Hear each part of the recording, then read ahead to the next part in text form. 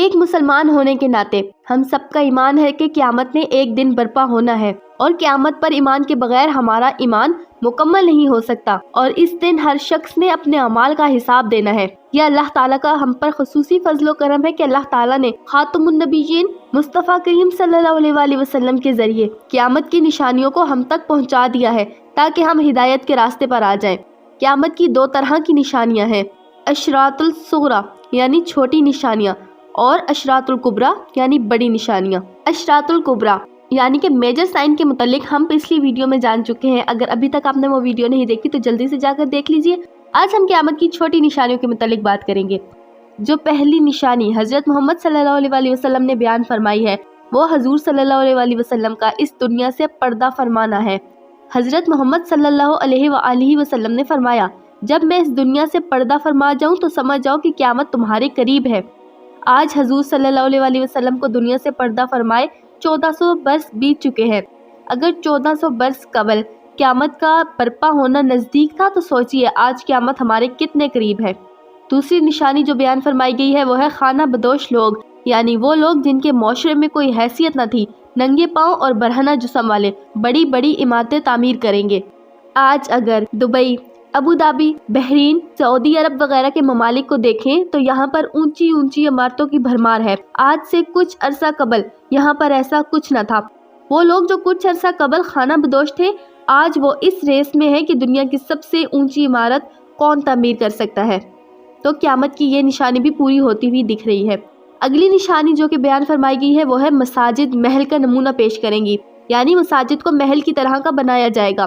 حالانکہ حضور صلی اللہ علیہ وآلہ وسلم نے مساجد کے حوالے سے سادگی کا حکم فرمایا ہے، لیکن پھر بھی آج کے دور میں مساجد کو شاہی انداز میں خوبصورت نقش و نگار کے ساتھ تعمیر کیا جاتا ہے۔ جو قیامت کی چوتھی نشانی بیان فرمائی گئی ہے وہ ہے بے ایمانی اور دھوکے بازی اس قدر بڑھ جائے گی کہ لوگ کہیں گے میں ایک ایماندار شخص کو جانتا ہوں جو فلاں علاقے میں رہتا ہے، یعنی ایماندار لوگوں کی تعداد میں کمی آ جائے گی۔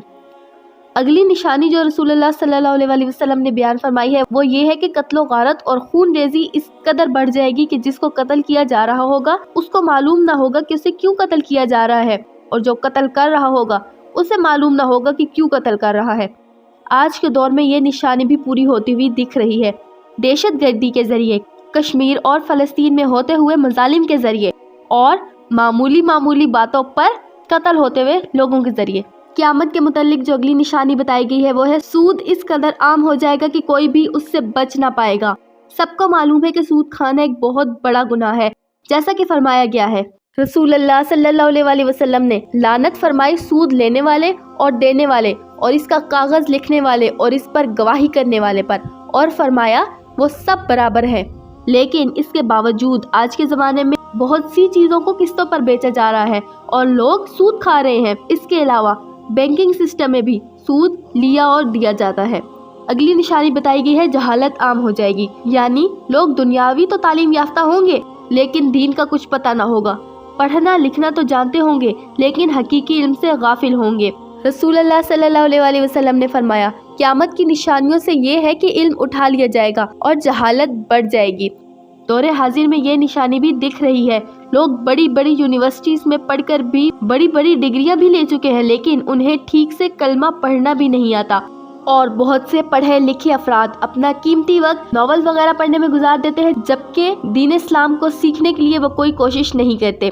اسی طرح سے اگلی نشانی جو بتائی گئی ہے وہ یہ ہے کہ موسیقی عام ہو جائے گی۔ دور حاضر میں بھی یہ نشانی پوری ہوتی ہوئی دکھ رہی ہے۔ نہ صرف موسیقی کو سنا جا رہا ہے بلکہ استغفر اللہ روح کی غذا سے تشبیہ دی جاتی ہے، اور بہت سے شریف گھرانے کے لوگ اس پہ رقص کر کے فخر محسوس کرتے ہیں، حالانکہ یہ بہت بڑا گناہ ہے۔ اس کے علاوہ جو اگلی نشانی بتائی گئی ہے وہ ہے زنا اور بدکاری عام ہو جائے گی۔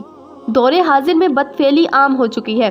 اسلام صرف نکاح کے ذریعے انسان کو جنسی تعلقات کی اجازت دیتا ہے لیکن پھر بھی دور حاضر میں بدفعلی عام ہو چکی ہے۔ بہت سے مسلمان ممالک مغرب کی پیروی کرتے کرتے اس حد تک پہنچ چکے ہیں کہ انہوں نے لیو ان ریلیشن شپ جائز قرار دے دیا ہے، یعنی بغیر نکاح کے مرد اور عورت کا ساتھ رہنا۔ اسی طرح سے حضور صلی اللہ علیہ وآلہ وسلم نے یہ بھی فرمایا عورتیں کپڑے پہننے کے باوجود ننگی ہوں گی، یعنی وہ اس طرح کا لباس زیب تن کریں گی کہ ان کی خوبصورتی مزید دکھے گی۔ دور حاضر میں یہ نشانی بھی مکمل ہوتی ہوئی دکھتی ہے۔ کہ آج ہماری بہن بیٹیوں کے کپڑے پتلے سے پتلے اور چھوٹے سے چھوٹے ہوتے چلے جا رہے ہیں۔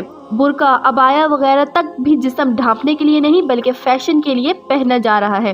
اسی طرح سے ویڈیو کے لاسٹ میں ان شارٹ کچھ اور نشانیاں آپ کو بتاتی ہوں، جیسے کمینے اور نیچ لوگ سربراہ بن کر حکومت کریں گے، مرد عورتوں کی نکالی کریں گے اور عورتیں مردوں کی نکالی کریں گی، مرد عورتوں جیسا حلیہ بنائیں گے اور عورتیں مردوں جیسا حلیہ بنائیں گی۔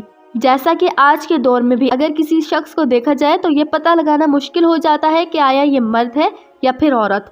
اسی طرح سے فرمایا گیا ہے عالم اور قاری بدکار ہوں گے، یعنی عالم بھی ہوں گے، قرت بھی کرتے ہوں گے اور بدکاری بھی۔